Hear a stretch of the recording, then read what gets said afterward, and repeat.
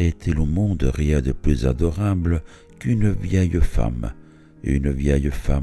qui fut jolie, coquette, séduisante, aimée et qui sait rester femme, mais femme d'autrefois, coquette encore, mais d'une coquetterie d'aïeul.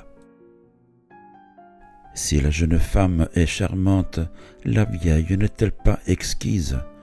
Et près d'elle, n'éprouve-t-on pas quelque chose d'indéfinissable, comme une sorte d'amour, non pour ce qu'elle est, mais pour ce qu'elle fut, et une sorte de vraie tendresse, de tendresse délicate, de tendresse pleine de regrets, de tendresse calante et vénérante, raffinée, apitoyée un peu pour cette femme qui survit dans une autre, oubliée, morte, détruite, qu'aimèrent des hommes, que baisèrent des lèvres affolées, pour qui l'eau rêva, l'eau se battit, l'eau passa des nuits fiévreuses, pour qui souffrirent des âmes et battirent des cœurs.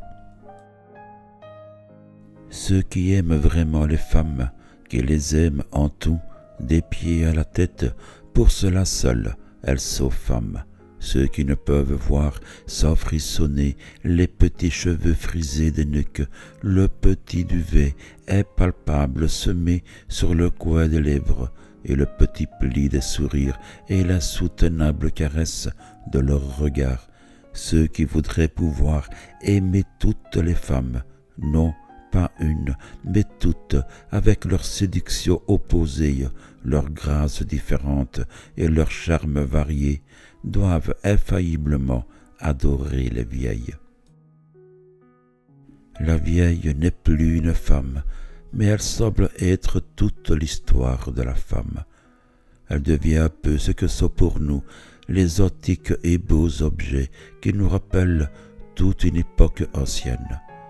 Faite libre par ses cheveux blancs, d'où la poudre s'envole, elle ose parler de tout, des choses mystérieuses et chères qui restent comme un éternel secret entre les jeunes et nous, de ce sous-entendu charmant dont les yeux, les sourires, toute l'attitude semblent jaser quand nous nous trouvons en face d'elle, et qui que nous soyons, et quelle qu'elle soit.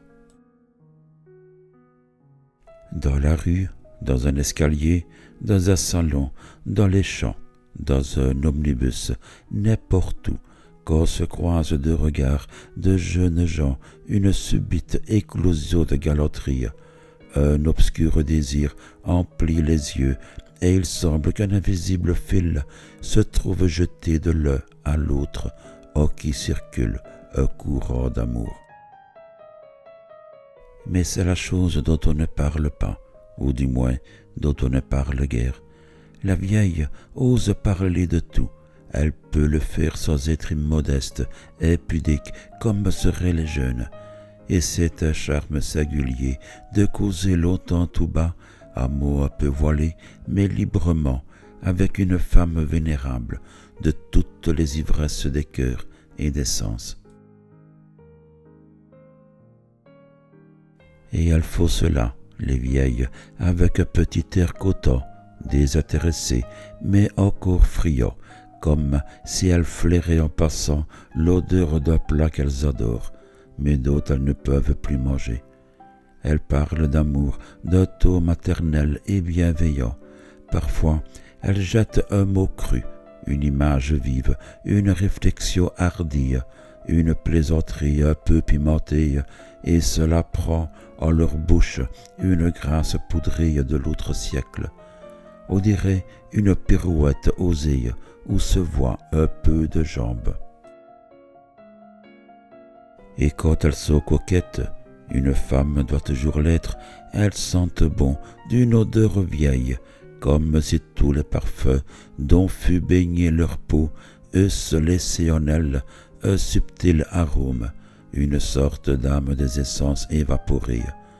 Elles sentent l'iris, la poudre de Florence d'une façon discrète et délicieuse.